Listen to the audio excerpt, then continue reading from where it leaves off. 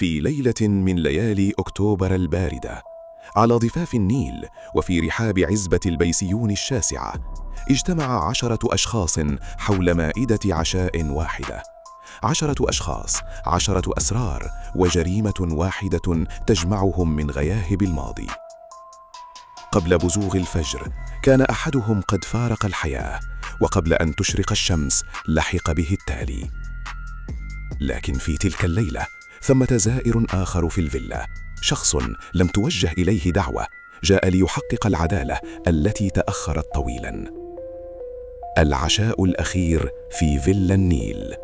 تلقى كل واحد من 10 تلك الدعوة، كتبت بخط رفيع وأنيق فوق ورق مخملي فاخر، وكان نصها: يسعدني دعوتكم لحضور مأدبة عشاء خاصة في فيلا النيل، وذلك في يوم الجمعة 10 من أكتوبر في تمام 8:08 مساء. حضوركم ضروري للغاية، فالأمر لا يحتمل التأجيل. الداعي الحاج فريد البيسوني. قرأها كريم وقطب حاجبيه في ارتياب، أما سامر فارتسمت على شفتيه ابتسامة غامضة لا يمكن فك رموزها، في حين قرأتها دينا بنظرات جامدة خالية من أي تعبير. أما الدكتور عادل فقد طوى الرسالة ودسها في جيبه بعجالة مريبة. وبالنسبة لسوزان فقد انتابها شعور غريب بالانقباض، وكأن حدسها ينذرها بوقوع أمر ما. بدت الفيلا معزولة تماماً، طريق وحيد يفضي إليها، بينما يحدها النيل من الجانب الآخر. وعند وصولهم تبين أن الجميع قد تواهدوا في اللحظة ذاتها تقريباً. أول ما لاحظه كريم كان غياب الجلبة، فتساءل: لماذا يقل عدد الخدم بشكل لافت الليلة؟ ابتسم الحاج فريد بهدوء قائلاً: الليلة نحن فقط. همست منى لزوجها بارتياب: الأمر غريب. فرد عليها كريم بنبرة خافتة: اصمت الآن. كانت الفيلا تحفة معمارية تفوح من أركانها رائحة الثراء الفاحش المتراكم عبر السنين. لكن في هذه الليلة تحديداً كان هناك شيء إضافي، شيء يشبه الترقب. العقيد توفيق يقف بجوار الدكتور عادل. العقيد بصوت خفيض: لما أتيت يا عادل؟ الدكتور: للسبب ذاته الذي دفعك للمجيء. العقيد: ليس لدي سبب. بالضبط. دينا تقف وحيدة في ركن منعزل. سوزان تقترب منها: ألست معتادة على مثل هذه السهرات؟ بلى معتادة، لكنني لست متشوقة. ولم ذلك؟ دينا تنظر إلى الطاولة، لأنه في كل مرة يجمعنا فيها فريد يحدث أمر مريب. ساعة واحدة فقط وسيتأكد صدق ما قالته دينا. بدا الحاج فريد في ظاهر الأمر بخير، لكن سوزان تلك التي خبرت تفاصيله لسنوات لمحت ارتجافة طفيفة في يديه. كانت عيناه تجولان بين الوجوه بنظرة مغايرة، كأنه يحصي الحاضرين أو يقرأ ما وراء الملامح. قدم الطعام وانسابت الأحاديث عابرة وبسيطة، عن الأعمال تارة وعن الأبناء والأخبار تارة أخرى. لكن خلف هذا العبث اللفظي كان هناك ثقل جاثم يملأ الفراغ، تبادل نظرات حذرة. كريم يراقب والده، سامر يرقب شقيقه، المحامي حسام يراقب الجميع بصمت. أما سوزان فكانت عيناها ترصد الجميع وتنتظر العاصفة. في منتصف المأدبة نهض الحاج فريد، رفع كأسه وبصوت يملأه الوقار قال: أشكركم جميعا على تلبيتكم الدعوة. ساد صمت مطبق، الجميع يترقب. جمعتكم اليوم لأن هناك حقيقة لابد أن تقال. منذ 15 عاما وقعت تلك الحادثة، جميعكم كنتم هناك وجميعكم تدركون الحقيقة. خفوت الصوت، صمت مطبق يلف المائدة. كريم بنبرة قلقة: أبي، ما الذي تقوله؟ الحاج فريد: أقول إن الليلة هي ليلة الحساب، ليلة ظهور الحقيقة. المحامي حسام مقاطعا: فريد بك، أرجوك. الحاج فريد: حسام، أنت بالذات أكثر من يحتاج للإصغاء. وضع الدكتور عادل شوكته ببطء شديد. أما العقيد توفيق فقد أطرق بنظره في طبقه، بينما رفعت دينا رأسها والوجوم يكسو ملامحها. الحاج فريد بصوت حازم: منذ 15 عاما فارق شريف الحياة. جميعنا ادعينا أنها كانت مجرد حادثة، لكنها لم تكن كذلك أبدا. شريف، ذلك الاسم الذي طفح من غياهب النسيان ليملأ أركان الغرفة بالرهبة. شريف البيسوني، الابن الثالث للحاج فريد، والأصغر سنا بعد كريم وسامر. فارق الحياة في 23 من عمره قبل 15 عاما. السبب الرسمي المعلن: سقط من شرفة الفيلا، مجرد حادث. لكن الحادثة لم تكن يوما حادثا، وكل من في هذه الغرفة كان يعلم شيئا ما. قبل أن يتم الحاج فريد كلماته انقطع الضوء. غرقت الفيلا تماما في دياجير الظلام. صافناز بصوت مرتجف: فريد؟ صمت.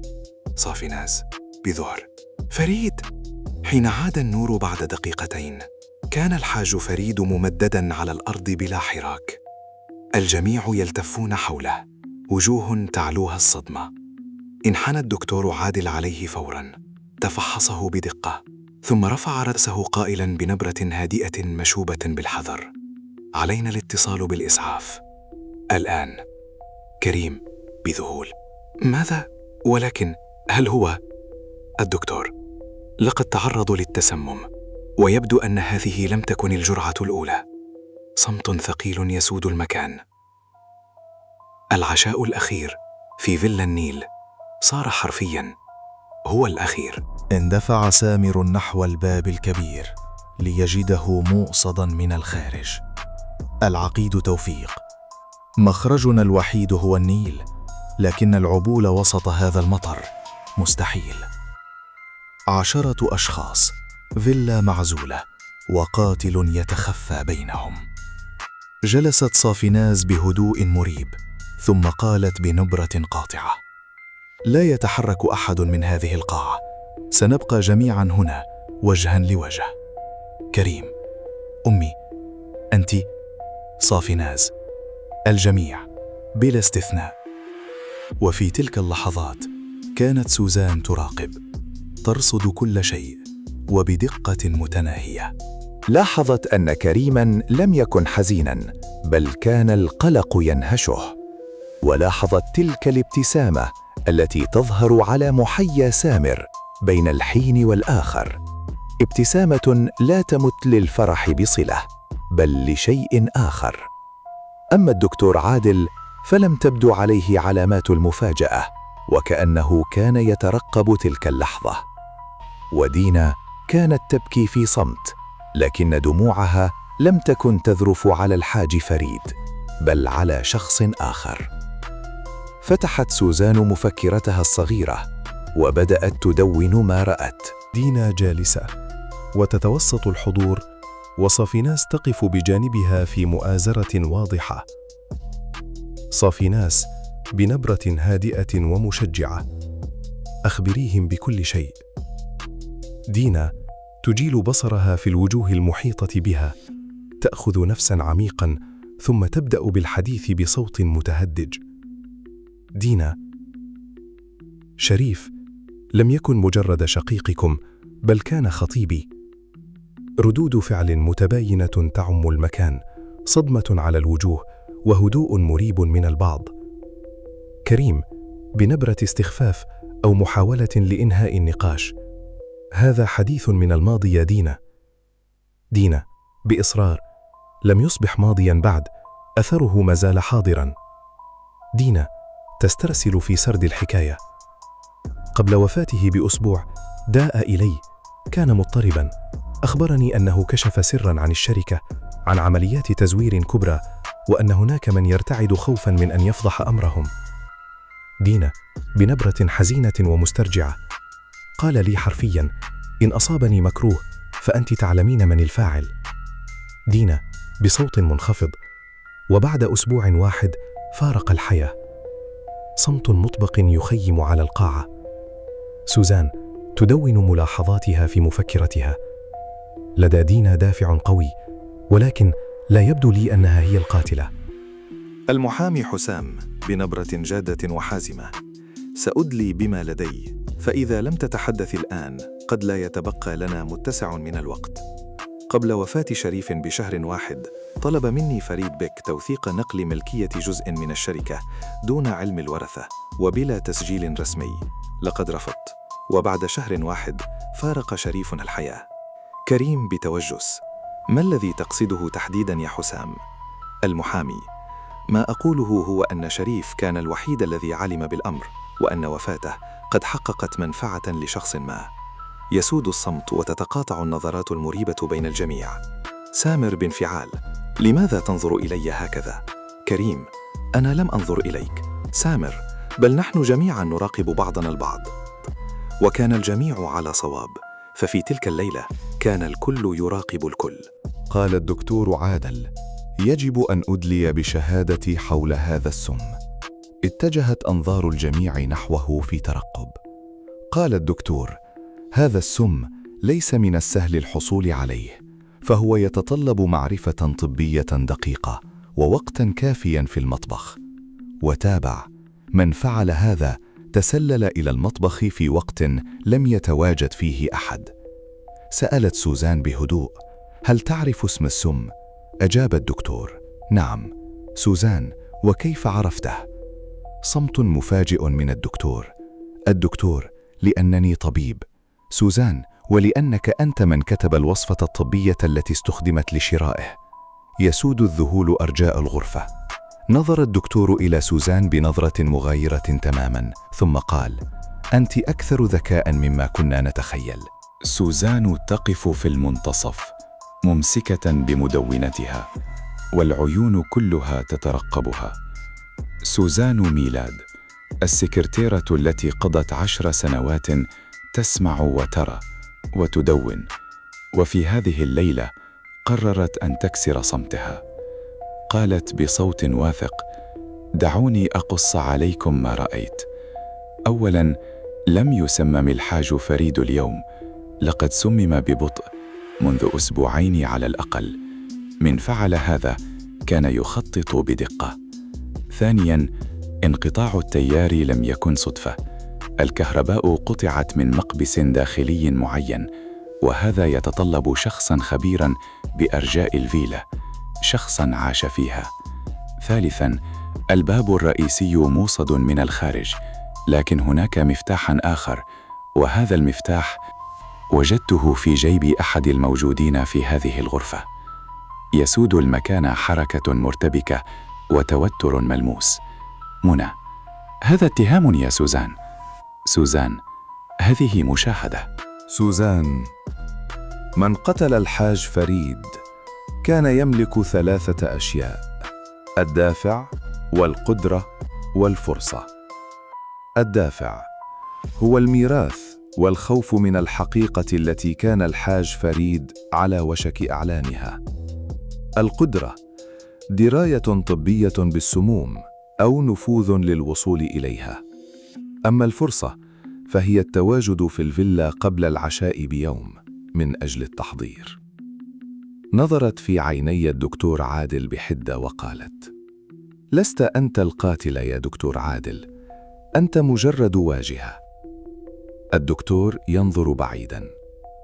التفتت سوزان نحو منى: أما أنت يا منى فأنت من طلبت منه تلك الوصفة، وأنت من كنت في الفيلا بالأمس.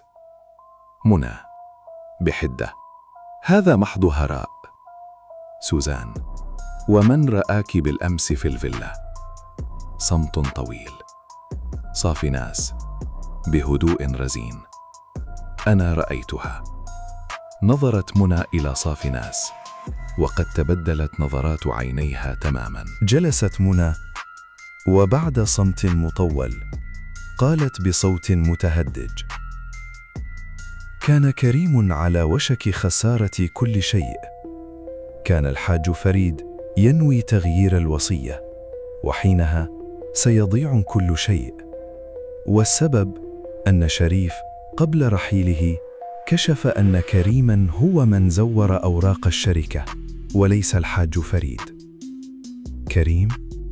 منى، أنت لم تفعل شيئا، أنا من فعلت ذلك لأنك عاجز. أنت عاجز عن فعل أي شيء. الجريمة لا تولد دوما من رحم الكراهية، أحيانا تولد من حب سلك الاتجاه الخاطئ. مع بزوغ الفجر توقف المطر، ووجدت سوزان وسيلة للاتصال بالبر. وصلت قوات الشرطة مع شروق الشمس. اقتيدت منى، واقتيد الدكتور عادل. أما كريم فقد وقف في الشرفة يرمق النيل بنظرات تائهة. جاءت صافناز ووقفت إلى جواره. لم تنطق بكلمة، وهو أيضا لم يقل شيئا. كان الصمت أبلغ من أي كلام. غادرت سوزان ميلاد فيلا البسيوني، مفكرتها الصغيرة في قبضة يدها، وأشعة الشمس تعانق وجهها. سألها أحد الضباط: ما هي مهنتك يا سيدتي؟ ابتسمت سوزان وقالت: سكرتيرة. الضابط: وهل هذا ما جعلك تكتشفين كل هذه الحقائق؟ سوزان: لا، ما جعلني أعرف كل هذا هو أن أحدا منهم لم يضعني في حساباته. 10 أشخاص، جريمة من الماضي وجريمة من الحاضر. أما العدالة فقد أتت من المكان الذي لم يلتفت إليه أحد، من سكرتيرة تعلمت كيف تبصر دون أن تتكلم، حتى حان الوقت المناسب لتنطق بكل شيء.